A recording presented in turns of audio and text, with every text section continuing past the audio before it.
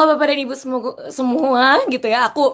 Saya masih deg-degan nih Bapak dan Ibu, masih terlalu pagi ya sepertinya untuk kita semua. Kita sudah semangat pagi ini untuk membahas hal yang sepertinya sangat daging yang akan kami bawakan Bapak dan Ibu sekalian. Perkenalkan kembali, nama saya Alia Andrina. Mungkin boleh di next slide, operator. Saya Alia Andrina, saya membantu companies to support their digital ESG transformation. Boleh di next. Di sini saya didampingi oleh Mbak Ali. Mbak Ali adalah subject matter expert for corporate commerce strategy. Jadi kami akan membawakan tema pada pagi hari ini yang sebelumnya mungkin perlu saya mention ya Bapak dan Ibu sekalian, kalau Ibu Arli itu saat ini sedang berada di Belgia gitu. Jadi you must know that she is such an expert in this topic. Mungkin boleh di next. Kita langsung saja ke bagian materi nih biar tidak berlama lagi Bapak dan Ibu sekalian. Boleh next. Nah, kita ngobrol dari awal dulu ya Bapak dan Ibu sekalian. Mungkin saya boleh cek ombak nggak nih?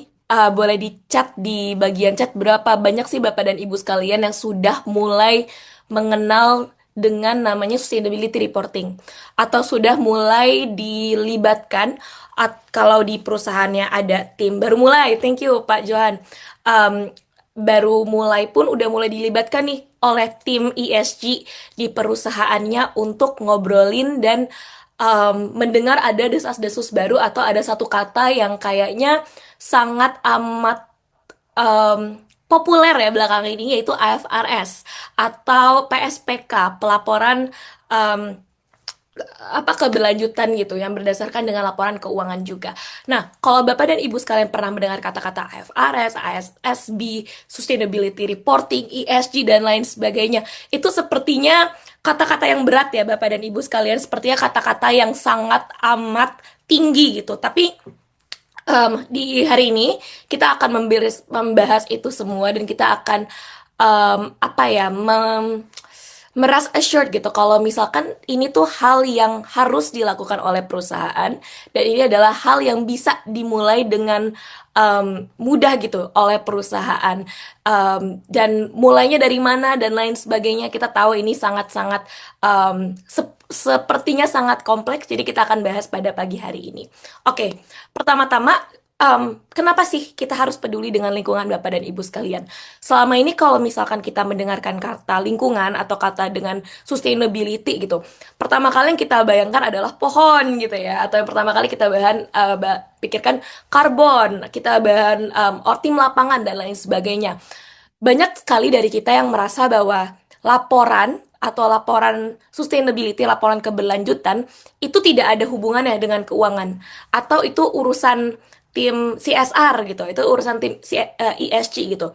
Tetapi regulasi berkata lain Bapak dan Ibu sekalian. Saat ini secara global sudah ada namanya IFRS atau misalkan itu sebuah framework gitu ya, sebuah standar pengungkapan yang mengharuskan perintegrasian antara apa yang terjadi dengan global warming gitu, apa yang terjadi dengan resiko-resiko yang ada di alam saat ini, mau itu banjir, mau itu tide, mau itu lain sebagainya, ada nggak sih hubungannya dengan financial statement kita gitu. Kalau kita lihat secara global di dunia, ESG itu semakin kompleks dan sudah ada regulasi yang ada. Nanti di next slide akan saya jelaskan. Tren pasar global juga sudah mengarah ke standar pelaporan yang terharmonisasi. Jadi sudah tidak akan dipisah lagi nih Bapak dan Ibu mengenai lingkungan, aspek lingkungan dan aspek finansial itu akan digabung. Dan yang paling penting ini, investor mencari informasi yang kredibel gitu. Karena kita tidak bisa memungkiri bahwa resiko-resiko yang ada atau resiko-resiko yang disebabkan oleh alam itu resiko yang asli. Mungkin kalau Bapak dan Ibu di sini ada yang bekerja di perusahaan retail gitu atau ada yang bekerja di perusahaan distribusi. Kalau misalkan ada yang terjadi banjir, banjir yang unpredictable, pasti ada hubungannya kan dengan balance sheet kita, pasti ada hubungannya dengan laporan keuangan kita. Nah, sudah berapa banyak sih Bapak dan Ibu dari resiko-resiko yang tidak terlihat itu, resiko misalkan panas, hujan terus-menerus yang tidak berhenti. Kalau di Jakarta kita udah hampir setahun ya hujan terus-menerus, Bapak dan Ibu sekalian. Itu ada nggak sih hubungannya sebenarnya dengan laporan keuangan kita dan bagaimana cara mengungkapkannya dan hubungannya apa kenapa itu juga akan menjadi hal penting yang akan kita bahas hari ini. Nah, maka dari itu karena investor melihat kredibilitas dan ingin um, apa ya, menilai dan meninjau standarisasi yang lebih baik dan adanya tekanan global yang meningkat, itu maka dari itu mengapa sustainability itu tuh sudah bukan PR-nya tim ESG saja, tapi juga menjadi tim finansial, kepedulian untuk tim finansial. Boleh di next untuk slide-nya. Nah, kalau kita lihat lah tadi kan sudah dijelaskan lanskap sustainability secara global. Salah satunya adalah dorongan dari global. Nah, Bapak dan Ibu sekalian, kalau misalkan kita ngomongin sustainability, kalau kita berbicara tentang sustainability, kita juga harus tahu gitu ya, akar dari sustainability ini adalah Paris Agreement gitu, atau ada istilah COP 2015, yang dimana Indonesia sudah menandatangani fakta kesepakatan, yaitu Paris Agreement itu sendiri, untuk kita bersama-sama sebagai negara berkontribusi menurunkan nilai karbon kita, atau NDC kita, non disclosure carbon kita, mengurangi karbon kita, kalau nggak salah kurang lebih 32% kalau misalkan tidak dibentuk gitu ya. Nah, karena kita sudah menandatangani kesepakatan tersebut, sehingga apa sih peran Indonesia gitu? Secara pemerintahan juga berpikir bagaimana cara kita memiliki akuntabilitas terkait pengurangan emisi yang diinginkan secara global itu. Salah satunya adalah OJK saat ini sudah menciptakan POJK, yaitu untuk perusahaan yang listed, untuk perusahaan yang terbuka diwajibkan untuk menuliskan sustainability reporting. Tetapi nanti di tahun depan gitu ya, 2027, POJK ini sudah mendapatkan upgrade gitu. Ada versi terbarunya yang mengadaptasi dari IFRS.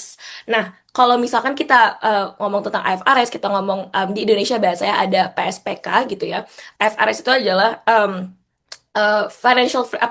sustainability framework yang menggunakan financial materiality juga, yang dimana pada akhirnya itu mendorong perusahaan untuk membuat dan menilai apa sih resiko-resiko secara climate gitu ya, climate risknya yang berhubungan dengan balance sheet-nya, dengan laporan keuangan yang kayak tadi, masalah hujan dan lain sebagainya. Tetapi hal yang paling penting untuk di-note di sini adalah Bapak dan Ibu sekalian, kita akan melewati atau nanti pada akhirnya data-data yang di-disclose atau data-data yang dipaparkan itu akan mendapatkan external assurance juga pada akhirnya.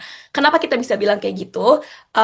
Saat ini draft OJK sudah keluar, tapi memang disahkannya akan kemungkinan di bulan Oktober nanti. Tapi kalau kita lihat negara-negara tetangga kita, Bapak dan Ibu sekalian, Malaysia, Singapura, dan Australia, mereka sudah menjalankan IFRS adaptation ini di negara mereka. Jadi mereka sudah diwajibkan untuk menuliskan dan mendisclose sustainability reporting berdasarkan yang sudah sesuai dengan climate risk gitu, yang sudah dijabarkan atau sudah disesuaikan atau diperlihatkan di financial report mereka. Nah, dan ini apa hubungannya kalau misalkan kita ingin melakukan perdagangan internasional pun, pasti nanti kalau ke EU atau misalkan ke negara-negara tersebut, kita akan kena gitu, kita akan ditanya.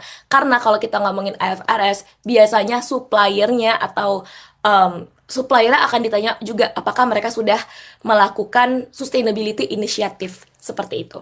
Boleh di next? Ya, kalau misalkan kita ngomong berbicara dengan urgensi pengungkapan iklim, Bapak dan Ibu sekalian, untuk kesiapan investasi, saat ini kita bisa bilang kalau sustainability itu sudah bukan voluntary atau bukan hal yang bisa kita ungkapkan secara sukarela, tetapi itu sudah jadi mandatory atau sudah menjadi wajib. Kita bisa lihat dari mana. Pertama tadi, global goals, Indonesia sudah menandatangani fakta komitmen iklim gitu ya, untuk mengurangi um, penggunaan atau mengurangi NDC kita, mengurangi carbon footprint kita.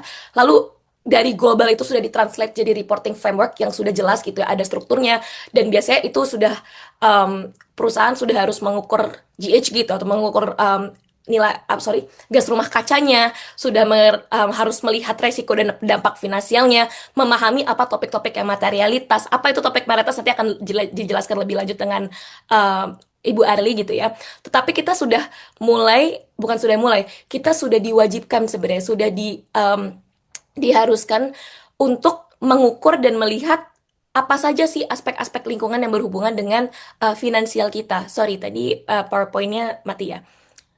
Yes, oke, thank you.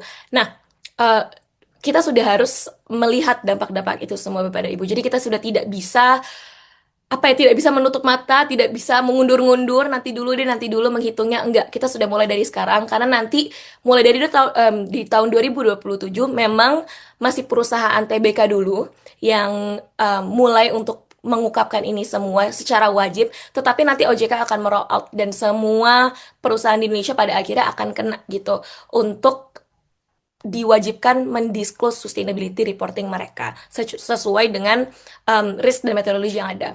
Dan yang terakhir, of course, udah ada mandatory disclosures gitu ya. Regulasi yang sudah mewajibkan pengungkapan resiko iklim, skenario analisis, transition plan, data yang kredibel, audited, dan lain sebagainya. Dan mungkin kalau saya ngomong di sini masih agak bingung ya Bapak dan Ibu, mungkin boleh dicat juga kalau misalkan nanti ada pertanyaannya.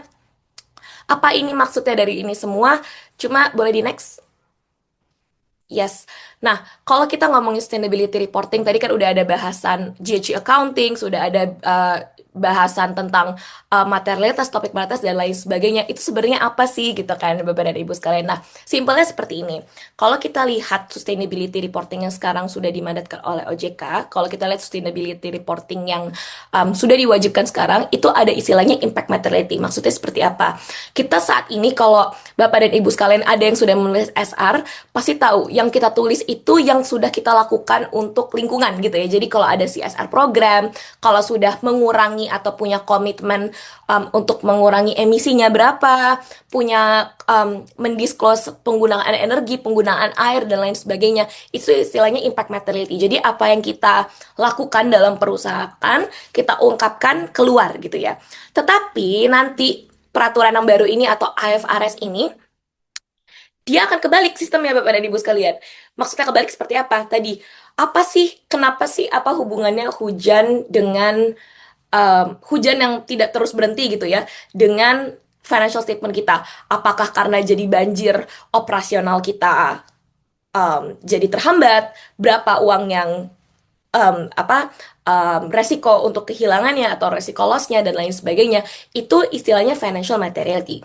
Nah nanti pada akhirnya yang akan kita lakukan atau yang akan kita disclose itu istilahnya double materiality atau dua materialitas. Jadi mulai dari apa yang kita lakukan untuk lingkungan dan apa yang resiko lingkungan kepada kita itu pada akhirnya di lanskap pelaporan ESG harus didiskus dan dipenjelaskan.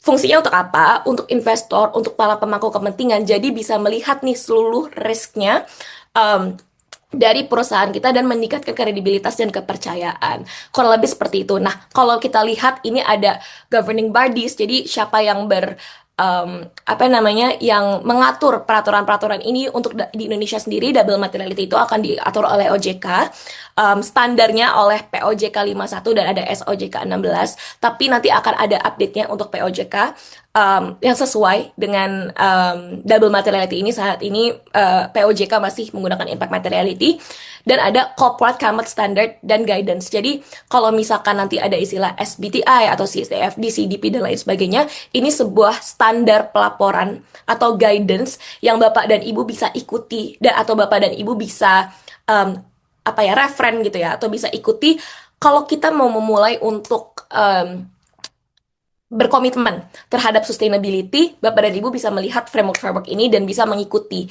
dan lain sebagainya. Sebenarnya masih banyak sekali frameworknya. Mungkin akan dijelaskan lebih lanjut oleh Ibu Arli. Aku give the floor to Ibu Arli untuk menjelaskan the next part of this presentation. Ya, terima kasih banyak Alia. Mungkin boleh next. Ya, jadi sebenarnya kalau kita lihat gitu ya di ekosistem ESG sendiri gitu sebenarnya framework tuh sangat banyak gitu. Jadi pada tahun 2022 atau mungkin sekitar tahun 2023 framework-framework ESG yang baru tuh banyak bermunculan gitu di mana di sini membuat perusahaan cukup bingung gitu ya kira-kira framework mana ya yang harus kita ikuti gitu. Dan ketika mungkin ada banyak investor gitu ya terutama buat perusahaan-perusahaan yang mungkin investornya lebih dari satu gitu. Investor A mungkin merequest untuk bisa mengikuti atau align dengan framework yang A gitu ya, misalnya GRI.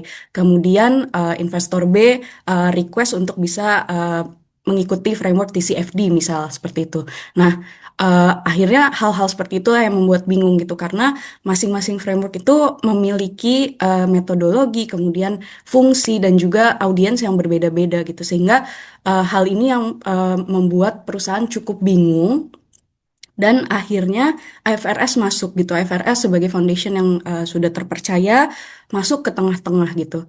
Dan IFRS membentuk ISSB yaitu International Sustainability Standards Board yang mana ISSB ini mengkonsolidasikan berbagai jenis framework uh, menjadi satu sehingga diintegrasikan gitu ya sehingga uh, pelaporannya nanti cukup hanya satu saja gitu dan itu sudah mencakup banyak framework. Seperti contohnya ada CDSB, kemudian ada integrated reporting gitu. Itu semua sudah dilebur satu masuk ke ISSB dan kemudian TCFD yang mungkin di tahun-tahun sebelumnya Bapak Ibu dari perusahaan gitu ya sudah mendisclose juga gitu. Nah, itu TCFD sekarang sudah didiscontinue dan sudah diintegrate ke ISSB juga gitu. Nah, tetapi beda halnya untuk CDP gitu ya. Kalau CDP itu karena climate disclosure yang lebih detail untuk mungkin perusahaan-perusahaan yang lebih advance dalam mereport emissionnya gitu itu tetap berdiri sendiri. Nah, GRI pun berdiri sendiri, tetap tidak dilebur menjadi satu gitu karena GRI sifatnya adalah mengkomplement di mana GRI sendiri itu fokus dan fungsinya dan juga audiensnya gitu itu berbeda. GRI itu berfokus pada pelaporan keberlanjutan yang basisnya itu adalah multi stakeholders. Jadi untuk kepentingan banyak pemangku kepentingan gitu ya. Kemudian kalau ISSB sendiri gitu itu lebih ditujukan kepada investor dan difokuskan ke financial materiality gitu. Nah, karena tadi GRI itu mungkin lebih ditujukan kepada multi stakeholder sehingga yang difokuskannya itu adalah dampak pada sosial dan juga lingkungan. Sedangkan kalau IFRS tadi sudah disebutkan difokuskannya ke financial materiality. Kemudian untuk financial impact, kalau GRI sendiri itu tidak diwajibkan untuk mengkuantifikasi dampak finansial, tetapi untuk IFRS S1 dan S2 itu wajib dikuantifikasi, terutama dari risiko dan peluang keberlanjutan perusahaan. Kemudian untuk senario analisis, jadi mungkin sedikit bercerita gitu ya terkait senario analisis bagi Bapak Ibu yang mungkin belum familiar. Jadi senario analisis itu adalah dampak climate risk dari eh, dampak climate risk terhadap perusahaan yang kemudian nanti dianalisis atau diproyeksikan skenarionya. Jadi skenarionya tuh ada beda-beda dan ada dari berbagai macam framework gitu ya Bapak Ibu. Ada namanya RCP, SSP dan lain sebagainya gitu. Itu adalah framework-framework yang nanti akan digunakan dan sudah diakui secara global gitu ya untuk melakukan skenario analisis ini gitu. Jadi tadi dampak-dampak climate risk, hazard dari climate gitu ya, misalnya bencana alam, kondisi ekstrim dan lain sebagainya gitu, itu diproyeksikan ke perusahaan. Nanti skenarionya ada berbagai jenis gitu, misalnya ada yang well below 2 degree Celsius, kemudian ada yang pathway 1,5 degree Celsius gitu. Nah itu semua dicoba diproyeksikan ke perusahaan dan dilihat dampaknya nanti akan seperti apa. Jadi per masing-masing skenario tuh akan ada semacam hasil analisisnya gitu. Nah, ini di GRI tidak diwajibkan gitu, tetapi untuk IFRS S1 dan S2 itu merupakan persyaratan utama di mana nanti organisasi itu harus menilai resiliensi mereka terhadap perubahan iklim melalui berbagai macam skenario tadi. Next. eh, Masuk ke ISSB gitu ya, dibagi menjadi dua, yang mana IFRS S1 dan S2 itu sama-sama mandatory, tetapi area disclosure-nya itu berbeda. Ketika kita melihat IFRS S1, itu ruang lingkupnya adalah sustainability secara umum, jadi cakupannya lebih luas, dan juga tujuannya itu adalah untuk membantu investor memahami dampak keberlanjutan ke nilai-nilai perusahaan. Sedangkan IFRS 2 itu lebih spesifik, lebih granular gitu ya Bapak Ibu. Fokusnya itu adalah untuk isu-isu perubahan iklim, di mana nanti resiko fisik dan juga resiko transisi itu akan dianalisis lebih lanjut di dalam IFRS 2. Dan tujuannya itu adalah menilai tadi ya resiliensi perusahaan terhadap transisi ekonomi rendah karbon. Next. Secara pilar sendiri sebenarnya FRS S1 dan S2 gitu itu sama paralel gitu ya, saling melengkapi, di mana kalau S1 itu sama seperti TCFD juga. Yang pertama itu ada governance, kemudian ada risk and opportunity, dan materiality. Governance mungkin sudah cukup familiar ya Bapak Ibu, tata kelola perusahaan, bagaimana perusahaan nanti memanage apa namanya, memanage ya over apa se- eh, secara keseluruhan gitu ya, memanage perusahaan secara keseluruhan. Kemudian kalau risiko dan peluangnya itu dilihat secara luas dari segi value chain-nya gitu. Jadi keseluruhan value chain perusahaan itu nanti di apa namanya, dianalisis satu persatu dan dilihat kira-kira kalau misalnya nanti ada transisi seperti ini gitu, itu risiko dan peluangnya akan seperti apa. Kemudian yang terakhir adalah materiality gitu ya. Jadi kalau materiality Bapak Ibu, ini biasanya sih prosesnya panjang. Jadi apa dalam penentuan materiality perusahaan itu biasanya kita mulai dulu dari apa kita kita survei dulu gitu ya ke berbagai stakeholder dari perusahaan.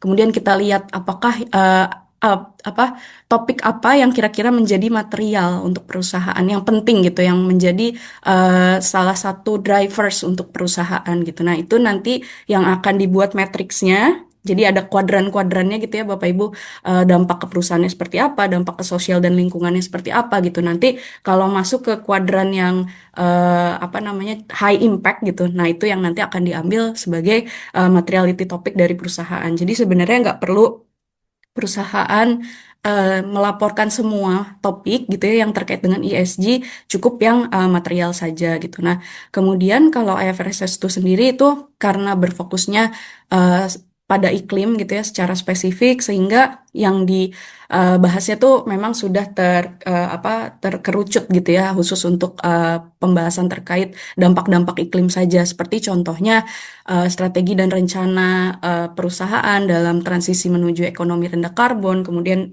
strategi dekarbonisasinya seperti apa, matriks dan target yang terkait dengan climate risk seperti apa, skenario analisis tadi sempat saya sebut itu seperti apa gitu. Nah, itu yang nanti akan dibahas di dalam IFRS S2, dan juga pengungkapan untuk ininya ya, nilai emisi gas rumah kacanya, metodologi yang digunakan, kemudian apa namanya, mungkin hasil analisis dari emisi tersebut, pengurangannya seperti apa, kemudian juga kalau misalnya sudah set target, apa apakah perusahaan sudah mencapai target tersebut atau belum, kemudian apa nanti apa usaha-usaha atau upaya-upaya yang akan dilakukan dalam mereduksi karbon tersebut, carbon abatement measures-nya itu apa saja gitu, nanti itu akan dibahas di IFRS S2.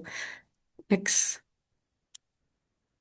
Nah, IFRS S2 itu sering disebut kerangka yang risk driven gitu ya. Itu mengapa seperti itu gitu? Karena sebenarnya pada umumnya perusahaan itu harus memetakan ada 4 jenis resiko gitu ya, Bapak Ibu.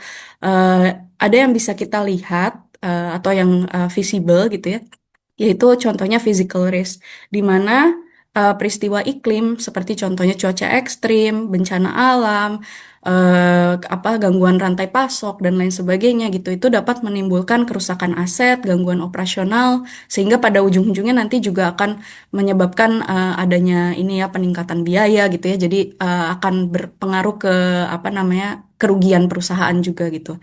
Nah, kemudian ada transition risk yang mungkin setengah terlihat dan setengah hidden gitu ya, setengah tidak terlihat juga gitu, di mana resiko transisi ini muncul ketika eh, global atau mungkin negara itu sudah mulai bertransisi gitu, bertransisi ke arah ekonomi yang rendah karbon. Misalnya ada perubahan regulasi, kemudian inisiasi pajak karbon, adanya perubahan preferensi pasar yang mungkin lebih apa namanya lebih mengutamakan produk-produk yang low carbon dan lain sebagainya gitu. Itu yang menyebabkan akhirnya terjadi tadi ya resiko resiko transisi yang harus perusahaan analisis gitu nanti akan seperti apa dampaknya ke perusahaan. Kemudian ada legal and liability risk. Nah, risiko ini muncul ketika misalnya perusahaan tidak mematuhi regulasi gitu ya, sehingga nanti akan terjadi adanya risiko-risiko tuduhan greenwashing. Greenwashing itu adalah apa ya mungkin perusahaan mengklaim sesuatu gitu ya, misalnya mengklaim bahwa kami sustainable, kami bisa mereduce emission 90% by 2030 dan lain sebagainya gitu. Nah, itu hal-hal seperti itu ketika tidak di backup dengan data ESG yang akurat gitu itu bisa dianggap sebagai greenwashing atau misalnya penggunaan metodologinya salah tidak bisa dipertanggungjawabkan cara menghitungnya asal-asalan dan lain sebagainya gitu itu yang bisa menyebabkan adanya tuduhan greenwashing atau misalnya perusahaan yang apa mengklaim karbon netral gitu ya tapi bilangnya net zero. Nah, itu juga kerap keliru gitu ya Bapak Ibu, karena kalau karbon netral itu kita hanya mengcompensate apa yang kita hasilkan gitu. Jadi emisi yang kita generate itu kita compensate dengan misalnya kita beli apa project carbon offset, kita offsetkan gitu ya. Tapi ketika kita bilang net zero gitu itu eh, ada apa lain hal lagi gitu. Nanti mungkin akan saya bahas di slide berikutnya.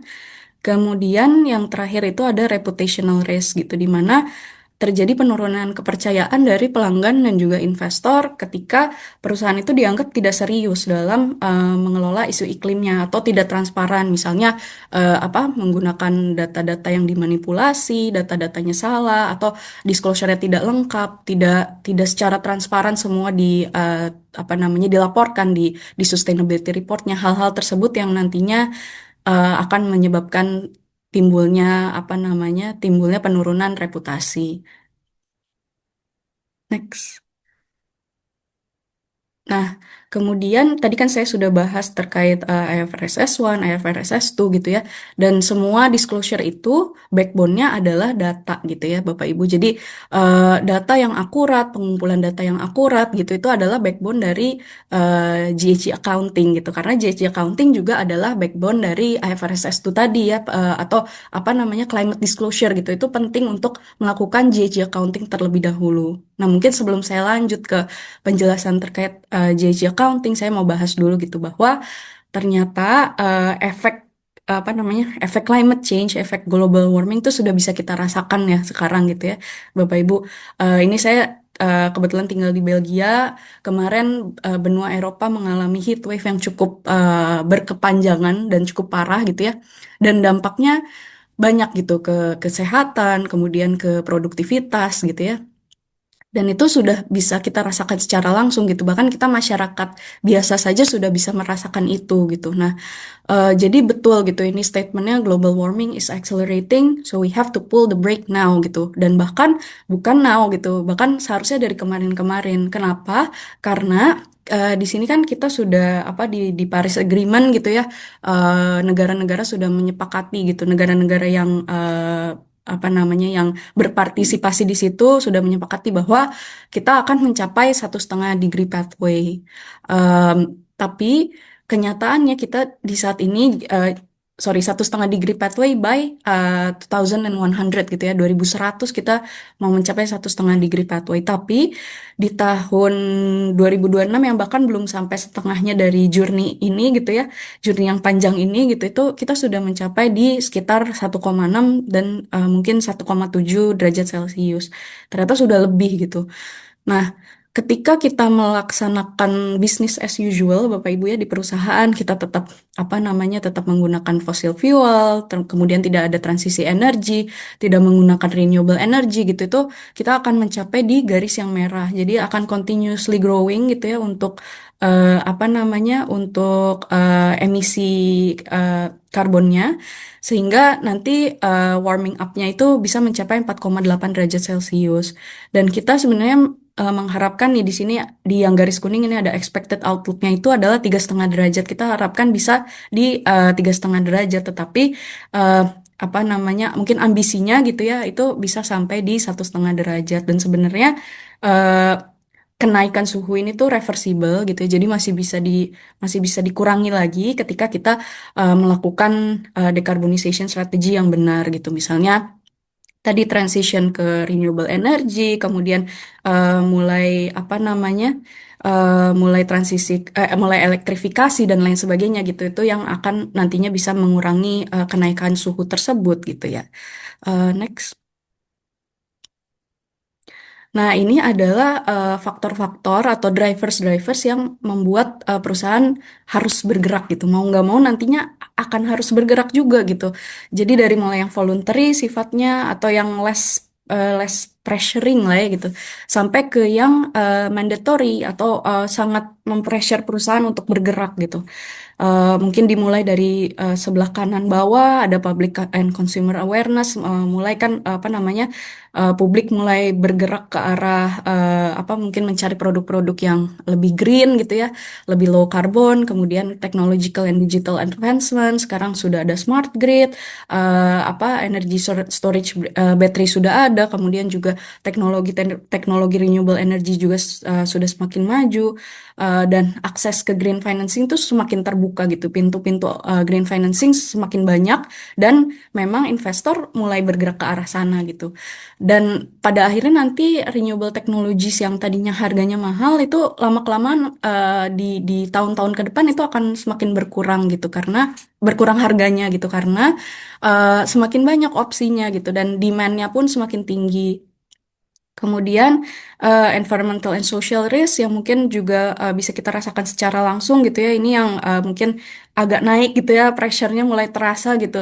Sudah mulai ada dampak-dampak lingkungan, dampak-dampak sosial, mungkin dari perusahaan sudah mulai ada apa namanya keluhan-keluhan dari masyarakat gitu. Kemudian naik lagi market and investor pressure. Jadi nanti mungkin investor akan phase out financing fossil energy projects gitu dan apa namanya project-project yang intensif karbon gitu mungkin akan dikurangi karena apa namanya mereka mungkin akan ada decision making atau decision tools gitu ya yang bisa membuat mereka akses ke apa namanya membiayai eh, usaha-usaha yang eh, itu tadi ya yang tidak karbon intensif, yang tidak eksploitatif gitu dan eh, bergantung dengan carbon footprint, nilai carbon footprintnya tuh berapa gitu. Itu bisa jadi salah satu decision toolsnya mereka juga gitu. Nah, kemudian eh, di sini udah mulai mandatory nih global commitments gitu ya. Indonesia sudah membuat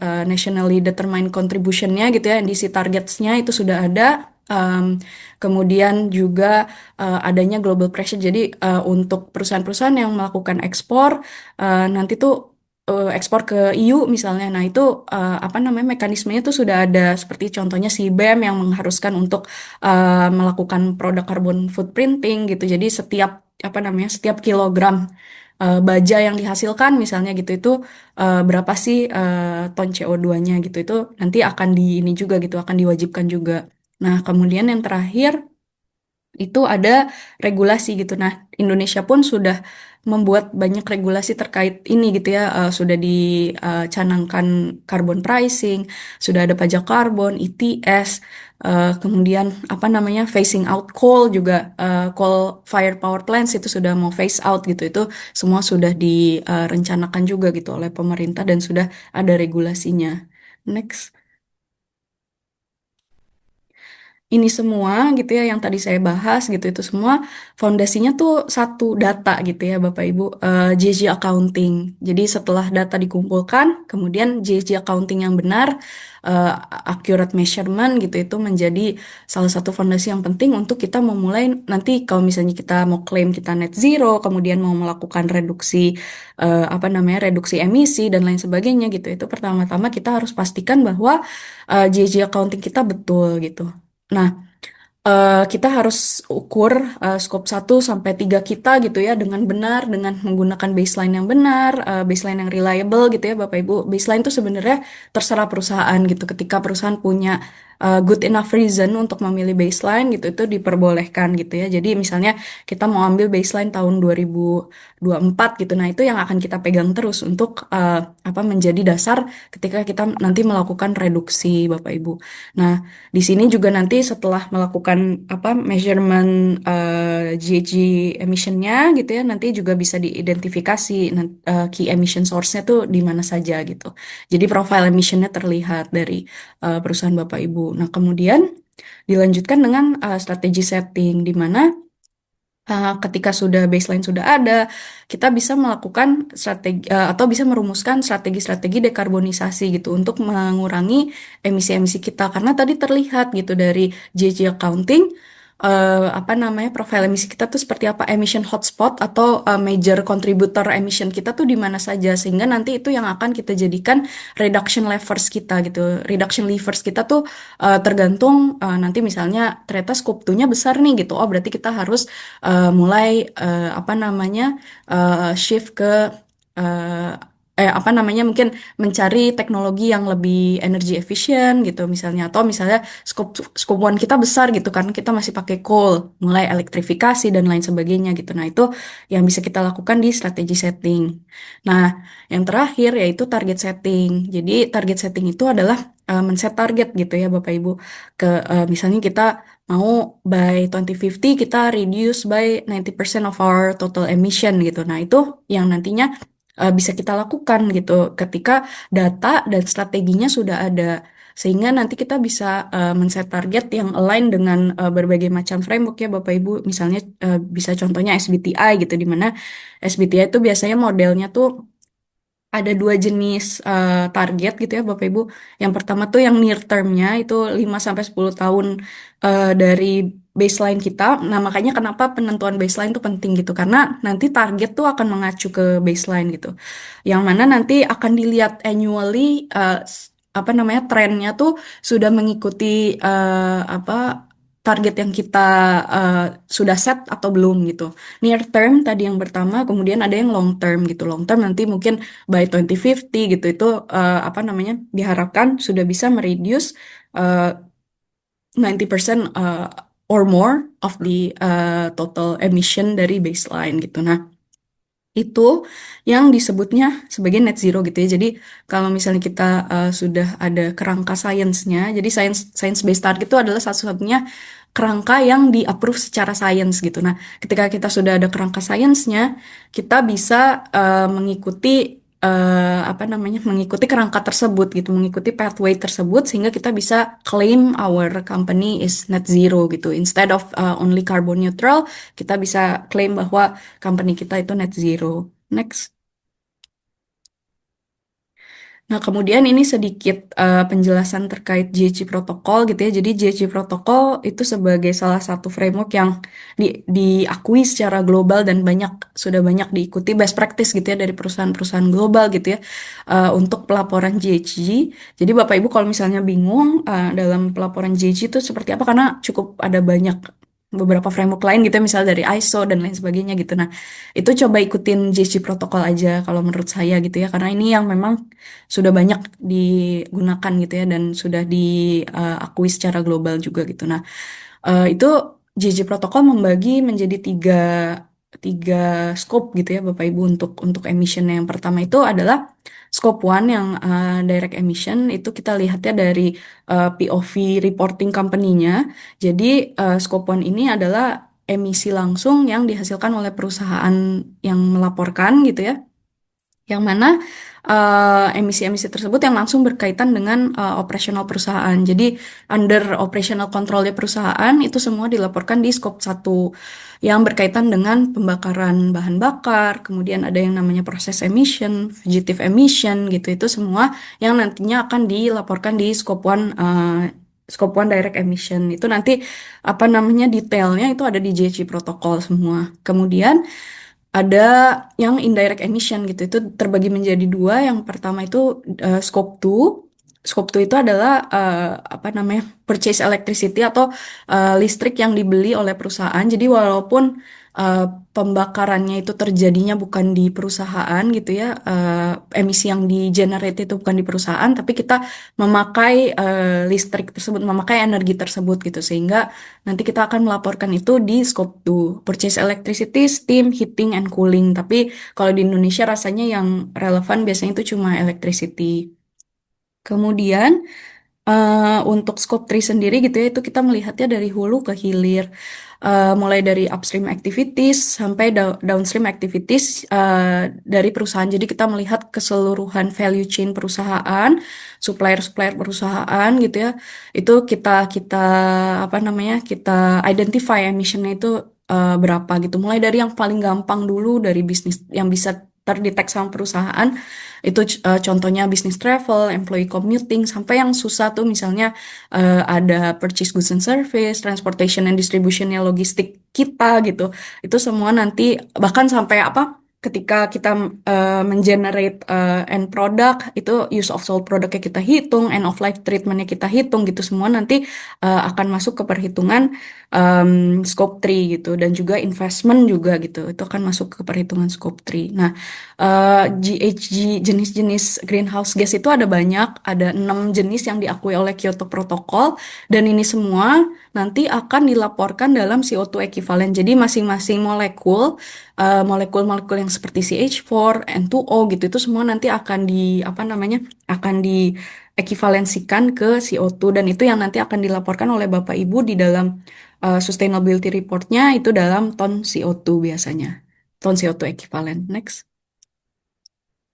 Nah, untuk bisa apa namanya melaporkan GHG emission secara baik gitu ya Bapak Ibu, penting untuk kita em, mencatat ini lima komponen intinya gitu ya. Yang pertama itu ada organizational and operational boundaries, di mana ini adalah proses scoping Bapak Ibu. Jadi sebelum kita memulai GHG inventory, kita eh, penting untuk melakukan scoping terlebih dahulu. Nanti organizational boundaries tuh macam-macam jenisnya gitu ya, ada operational control, financial control gitu, itu dibebaskan ke perusahaan apakah mau memilih eh, entitas-entitas yang under operational kita, atau misalnya mau berdasarkan equity shares-nya gitu, itu dibebaskan ke perusahaan. Nah, kemudian ada operational boundaries. Kalau operational boundaries itu menentukan nanti kegiatan. Jadi kita udah bikin supply chain mapping-nya nih.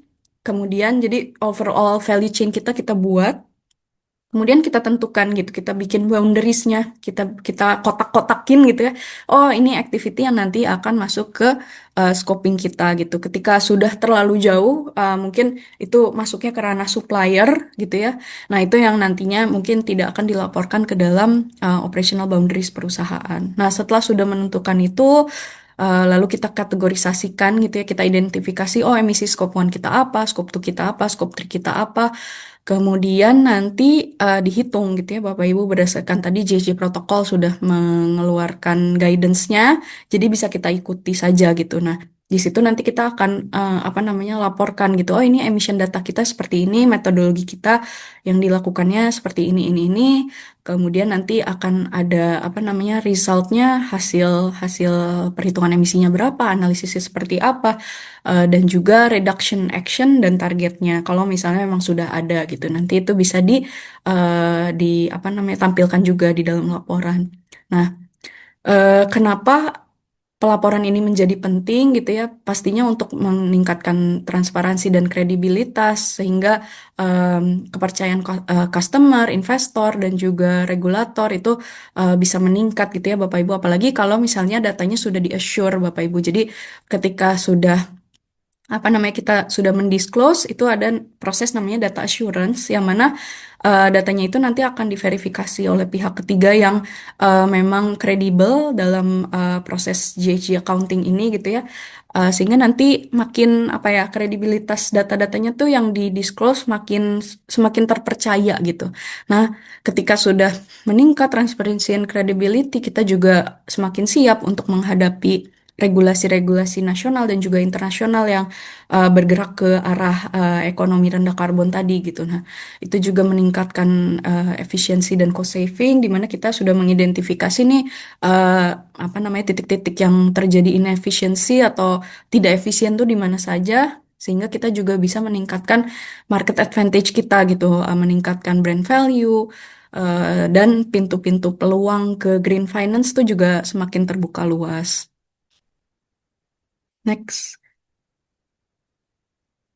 Nah, di sini saya mau memperlihatkan gitu ya Bapak Ibu. Jadi apa namanya, masing-masing sektor itu nanti akan punya profil emisi yang berbeda-beda, dan ketika profil emisinya berbeda, strategi dekarbonisasinya, kemudian lever-levernya gitu itu pun akan berbeda gitu. Sehingga nanti akan berpengaruh, apa namanya, strategi sustainability kita akan seperti apa untuk mereduksi emisi ini.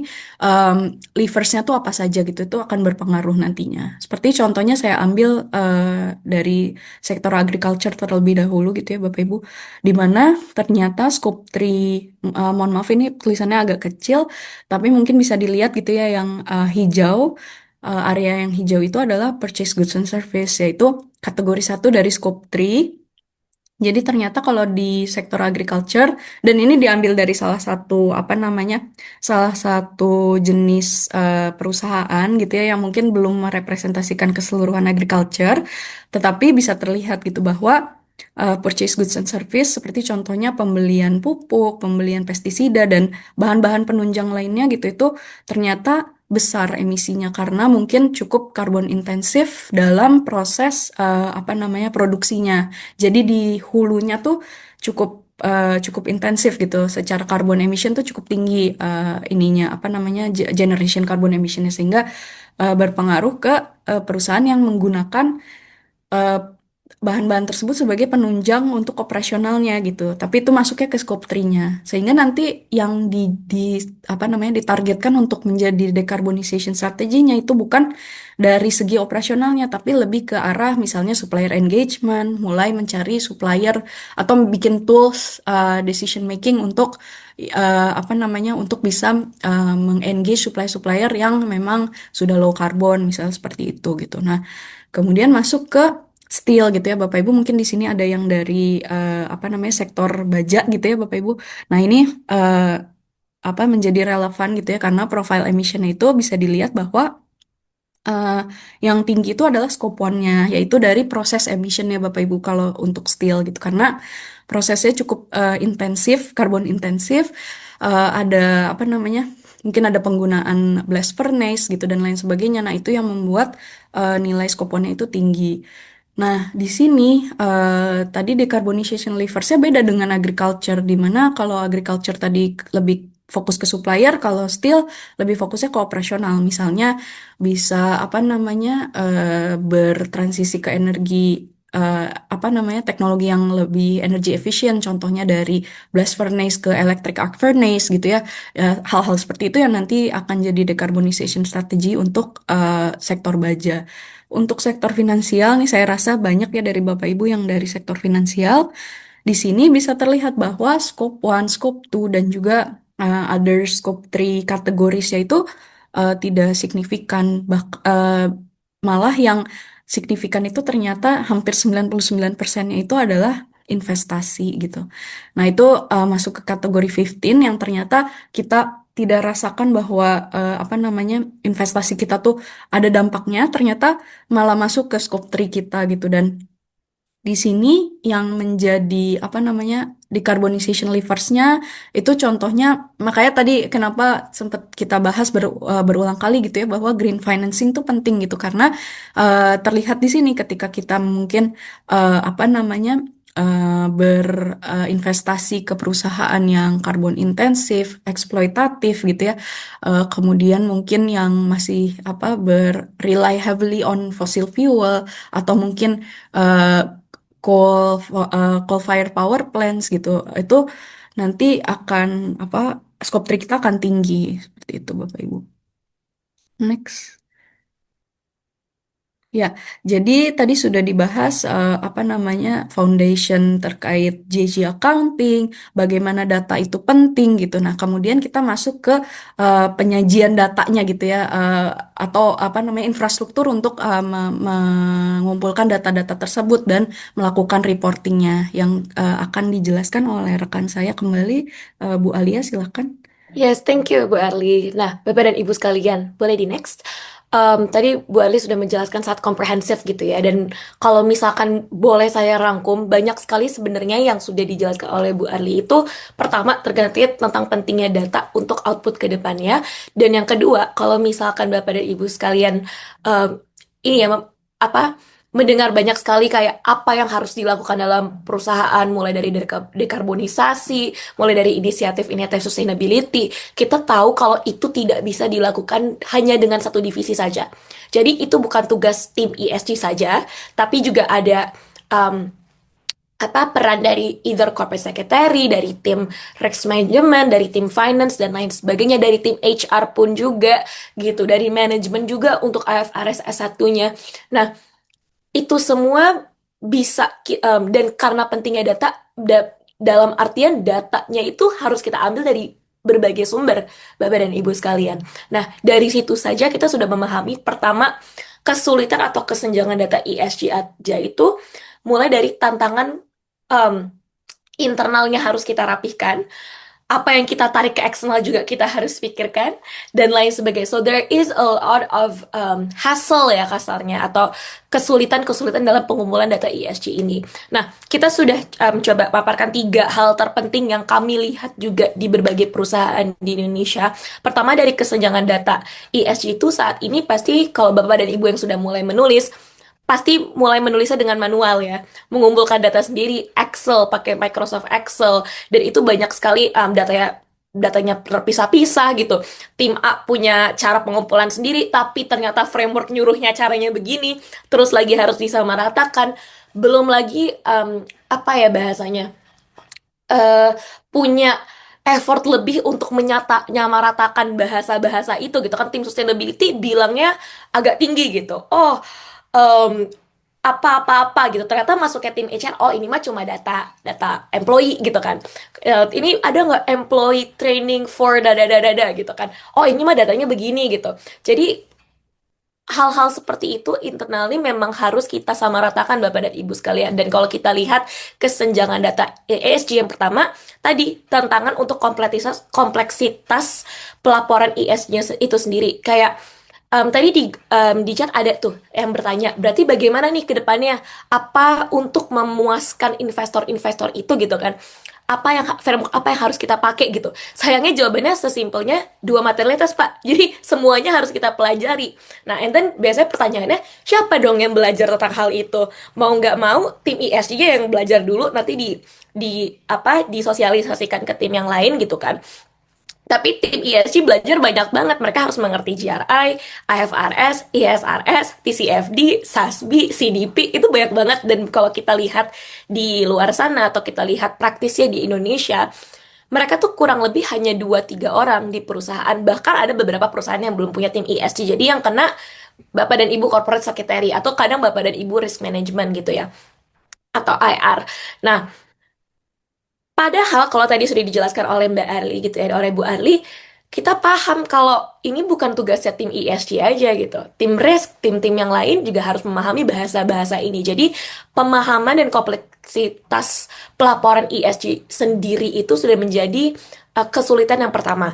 Kedua, karena kompleksitasnya itu membingungkan, pengumpulan data dan bagian carbon accountingnya juga tidak bisa dilakukan dengan maksimal, Bapak dan Ibu sekalian. Kenapa? Karena tadi datanya sangat teracak, gitu ya. Tim sustainability bilangnya emission data for energy misalkan. Ternyata yang dibutuhkan dari tim keuangan itu adalah bukti bond PLN. Nah, itu kan bahasa yang harus kita terjemahkan terus-menerus Bapak dan Ibu sekalian. Dan what we see adalah a lot of the times itu akan sangat sulit sekali untuk mempunyai proses yang streamline gitu ya, proses yang clear, karena ya internally bahasa-bahasa ini masih sangat tinggi gitu. Dan yang terakhir, minim transparansi dan kesulitan untuk monitoring kinerja ESG.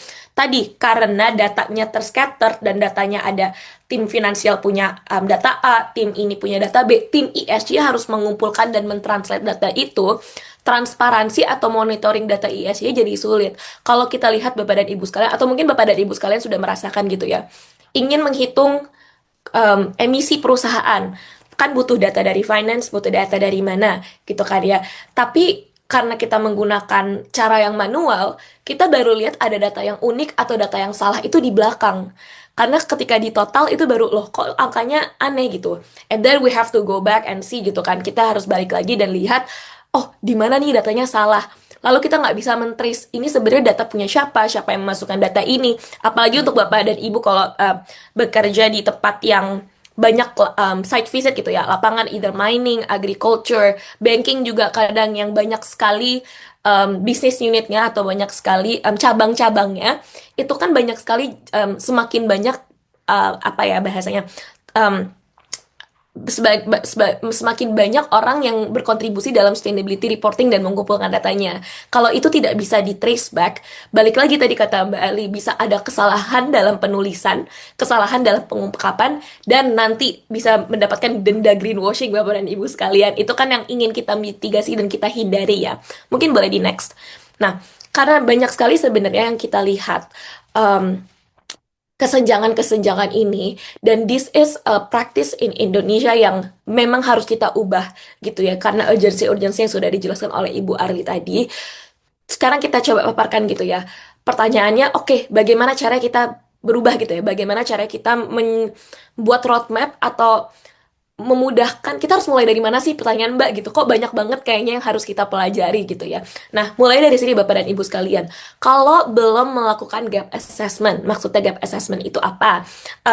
Bapak dan Ibu udah pernah buka apa kerangka JRI belum? Udah pernah buka kerangka POJK belum? Udah pernah membandingkan belum apa yang dimiliki oleh perusahaan dan apa yang diminta oleh pelaporan-pelaporan ini? Nah, kalau belum Bapak dan Ibu sekalian, kita bisa mulai dari gap assessment-nya dulu. Jadi kita bisa mulai dari, oke, sebenarnya pelaporan-pelaporan ini tuh minta apa sih?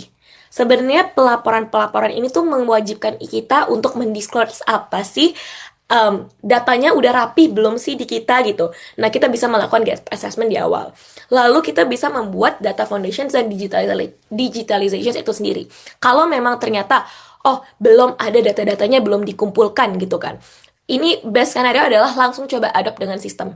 Kenapa? Karena itu step pertama untuk kita punya satu apa ya, single source of truth gitu Bapak dan Ibu sekalian. Kita punya satu media gitu ya, yang dimana untuk seluruh data kebutuhan sustainability kita bisa beralih ke media tersebut. Kita bisa beralih ke platform tersebut.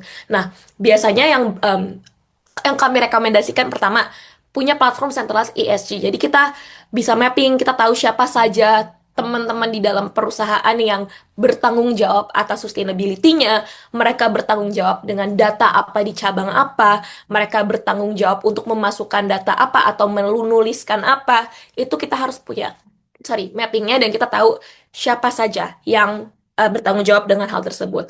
Lalu, we also say it's very good if the system is equipped with misalkan automated OCR, kalau misalkan data-data yang banyak, kantor cabangnya banyak gitu ya. Salah satu perusahaan yang kami lihat juga memiliki banyak sekali kantor cabang gitu ya. Dan nggak mungkin memasukkan ribuan data terus-menerus setiap bulannya. Jadi kalau ada sistem OCR atau sistem yang bisa membaca bills gitu ya, sistemnya terstandarisasi, dan yang paling penting sistemnya bisa punya audit trail Bapak dan Ibu sekalian. Kenapa? Karena ini nanti ada hubungannya dengan data accuracy gitu ya. Kalau misalkan ada data yang tidak akurat, ada data yang tidak salah, kita harus tahu itu data datangnya dari mana gitu ya Bapak dan Ibu sekalian. Jadi kalau traceability dalam sistem itu menjadi hal yang penting, dan of course kalau kita ngomongin sistem data security itu udah pasti ya Bapak dan Ibu gitu, Bapak dan Ibu, apalagi kita perusahaan gitu ya, kita pengen datanya secure, datanya baik, datanya accountable. Ketika kita mengadop sebuah sistem, make sure it's traceable, make sure itu bisa berkembang dengan perusahaan kita gitu ya. Kalau ada teman-teman yang dipindahkan dan lain sebagainya bisa mengikuti, dan apa, make sure itu secure datanya. Lalu governance risk and alignment ini juga harus dilakukan in parallel juga. Setelah oke, kita punya data foundation, oke, gimana? Oh, kalau apa, metodologi apa yang kita ingin pakai? Itu semua harus kita tetapkan gitu ya. Apa topik-topik yang material itu termasuk di scenario analysis dan target setting. Apa sih topik yang penting untuk kita? Nah, kalau di bagian governance analysis alignment, mungkin sini saya juga tambahkan pentingnya untuk ngobrol dengan berbagai stakeholder yang ada Bapak dan Ibu sekalian. Stakeholder itu mulai dari investor, mulai dari supplier juga bisa termasuk, terus kayak internal stakeholder juga termasuk gitu ya. Kita harus tahu dong kalau tadi yang udah dijelaskan oleh Ibu Arli, untuk perusahaan financial dan untuk perusahaan agrikultur nggak mungkin sama gitu, hal-hal yang harus kita fokuskan. Nah, makanya kita punya governance and risk alignment, scenario analysis and target setting. Dan yang terakhir tentu di disclosures and assurance readiness. Jadi kalau misalkan kita sudah waktunya pembuatan reporting itu, dan PR kita nggak selesai ketika kita mengumpulkan sustainability reportnya aja, Bapak dan Ibu sekalian. Setelah itu ada istilah namanya assurance dan readiness. Jadi kalau ketika kita assurance, kenapa kita juga bilang digital itu atau digital transformation itu penting? Karena untuk assurance itu sangat-sangat terbantu dan terlihatan. Bapak dan Ibu tidak perlu melakukan double work gitu ya untuk persiapan sustainability reporting dan persiapan assurance. Tapi kalau ketika sudah persiapan sustainability reportingnya dalam sistem, assurance-nya bisa hanya kita tinggal berikan sistem kita saja kepada assurer, dan assurer akan lebih mudah juga untuk menilai apa menilai data-data accuracy yang dimiliki oleh perusahaan. Boleh di next. Nah, teknologi as enabler, boleh di next. Ketika kita ngomong apa namanya data ya, dan reporting readiness, mungkin saya share sedikit juga gitu. Saat ini di Indonesia bagaimana sih Bapak dan Ibu sekarang gitu ya?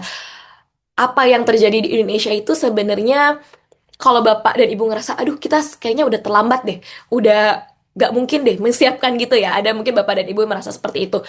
No need to worry Bapak dan Ibu, karena memang digital transformation di Indonesia itu cukup baru. Tapi memang harus kita percepat gitu ya. Karena kalau tadi dilihat slides yang awal, kita dibandingkan negara-negara tetangga saja, kita sebenarnya sudah sedikit tertinggal gitu ya. Jadi memang kita harus catch up lebih cepat.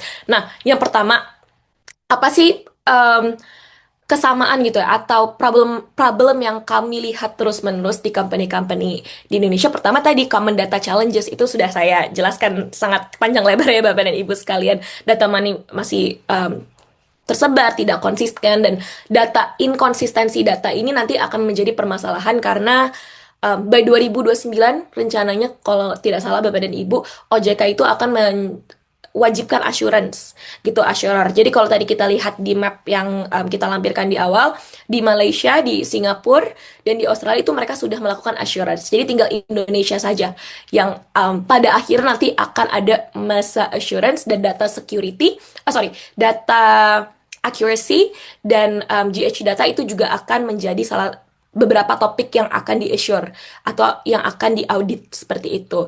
Nah, lalu kenapa kita ngomongin audit ESG data gitu? Karena tadi PR-nya tidak hanya berhenti di mengumpulkan saja sustainability reporting, tapi yang kita kumpulkan, kualitas dari report kita itu nanti juga akan menjadi masalah. Bukan jadi masalah, akan menjadi hal yang harus kita soroti Bapak dan Ibu sekalian. Jadi untuk mengurangi resiko error, mengurangi tiba-tiba auditor menemukan hal yang berbeda gitu kan dari apa yang kita ungkapkan dan apa data sebenarnya gitu. Makanya kita penting sekali untuk punya sistem.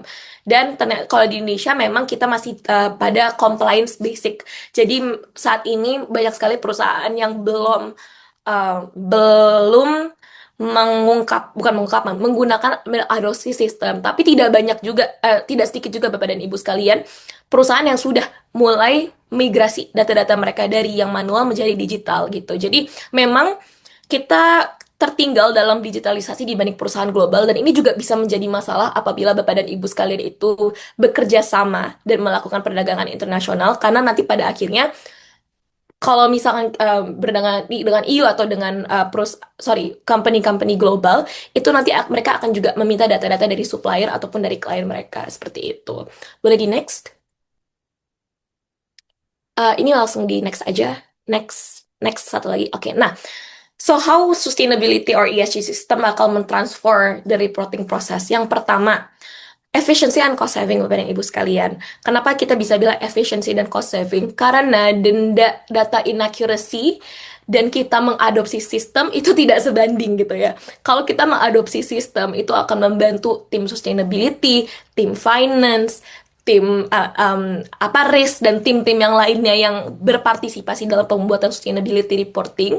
Kalau kita tidak melakukan atau tidak membuat PR itu di awal, ya siap-siap Bapak Ibu sekalian, risknya akan jauh lebih tinggi untuk mendapatkan denda dari OJK. Akan mendapatkan, bisa jadi trust dari investor akan berkurang kepada kita, trust dan untuk day to day decision making prosesnya juga akan menjadi lebih lama karena kita harus membereskan data terus menerus untuk ketika kita ingin menganalisa suatu hal. Itu yang pertama. Yang kedua tadi strategic decision making, sama karena kalau kita memiliki sistem dan kita bisa melihat dengan cepat and at a glance gitu ya, bagaimana posisi perusahaan kita secara ESG, bagaimana posisi water, apakah kita sesuai dengan goals kita atau tidak gitu. We have a better decision making process. Tadi sudah dijelaskan oleh Ibu Arli bahwa banyak sekali kan yang harus kita pikirkan gitu dalam mengadopsikan sustainability. Apakah kita mau goals kita menuruni emission apa? Scope 3 itu ada banyak sekali tipe emisinya.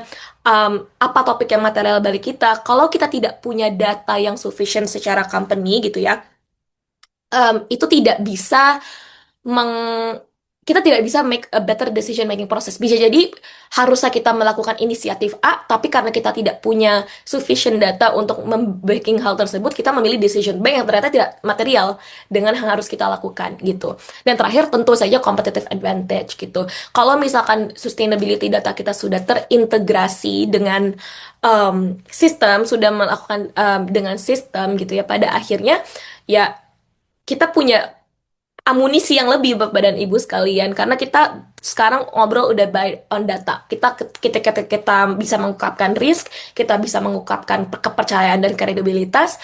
Buktinya dari mana ya? Kita tinggal bilang ini buktinya, kita sudah mengumpulkan data A B C D E sejak tahun berapa. Kita sudah punya datanya A B C D E gitu. Kita sudah melakukan first step atau kita sudah membuat basis fundamental yang sangat-sangat kuat ketika kita berbicara kepada stakeholder-stakeholder penting seperti itu. Dan mungkin menambahkan sedikit tadi Bu Arli juga selalu ngomong tentang green financing gitu ya. Saya punya cerita sedikit Bapak dan Ibu sekalian. Ada beberapa ngobrol gitu ya dengan perusahaan-perusahaan. Mereka ingin sekali mendapatkan green financing. Kenapa green financing itu penting? Karena memang pajaknya lebih rendah gitu ya. Banyak sekali advantage dan benefit ketika kita melakukan mendapatkan green loans gitu. Loansnya lebih rendah, bunganya lebih rendah dan lain sebagainya gitu. Um, ada beberapa kali ngobrol dengan beberapa perusahaan, mereka tidak mendapatkan loan tersebut sesimpel karena mereka tidak bisa mengungkapkan bukti-bukti yang sufis gitu, yang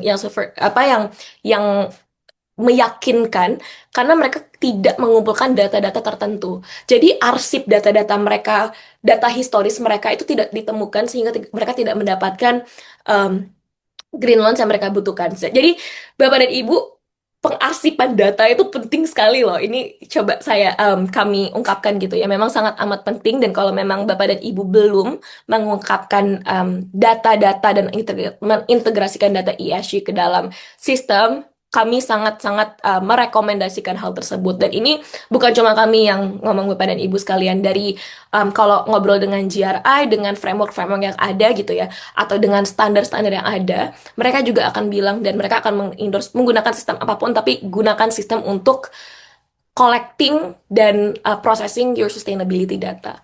Very next. Nah, balik lagi strategic impact for business. So, why does this matters? Yang pertama, yang paling fundamental adalah itu tadi, build trust untuk market credibility gitu. Trustnya siapa? Investor, regulator, konsumen gitu ya. Jangan sampai, kalau Bapak dan Ibu sekalian suka lihat banyak kasus gitu ya. Perusahaan klaim green, green, green, tiba-tiba ketahuan. Ternyata yang greennya cuma berapa persen. Mereka melakukan greenwashing gitu. Jadi yang mereka katakan, even secara marketing ya Bapak dan Ibu sekalian. Jadi marketing ini juga akan menjadi bagian penting dalam penulisan sustainability reporting. Kita udah nggak boleh terlalu overclaim gitu ya. At least sampai 2029 itu kita udah ada beberapa um, overclaim itu sudah tidak bisa gitu ya. Jadi kebayangkan ke Bapak dan Ibu sekalian kalau misalkan kita mengungkapkan sesuatu, ternyata tiba-tiba publik menemukan itu bukan hal yang benar gitu ya, atau tidak sesuai dengan yang kita omongkan, itu bisa menjadi sebuah isu kan pada akhirnya. So having uh, a strong fundamental for data itu build trust dan market credibility, itu yang pertama. Yang kedua, yaitu support financial investment dan financing opportunities. Tadi saya sudah jelaskan ya, salah satu contohnya yang Green Ones tadi. Dan yang terakhir tentu saja drive long term competitiveness. Ketika kita sudah punya sistem yang kuat, kita punya arsip data historis yang bagus, itu balik lagi ketika kita ingin mengambil suatu keputusan, kita bisa semuanya ngomong based on data, Bapak dan Ibu sekalian. Kita nggak perlu mengandai-andai, nggak perlu terus-terusan melakukan research gitu kan. Bukan research apa ya, kayak melakukan benchmarking dan lain sebagainya. Karena kita sudah punya data yang clear, kita bisa tahu nih arah kita ngobrol gitu Bapak dan Ibu mau kemana. Kita bisa tahu efisiensi kita baiknya di mana, apa yang topik material, inisiatif apa yang harus kita lakukan. Those decision making process will be so much easier ketika kita bisa ngomong based on data. Boleh di next? Nah, mungkin itu dulu Bapak dan Ibu sekalian.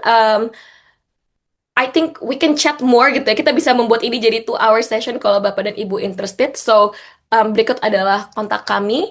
If you wanna talk more about either data or sustainability atau ngobrol dengan Mbak Arli juga feel free to contact us. Mungkin sampai di sini dulu Bapak dan Ibu sekalian. Saya kembalikan ke Ibu Cindy sebagai moderator. Oke.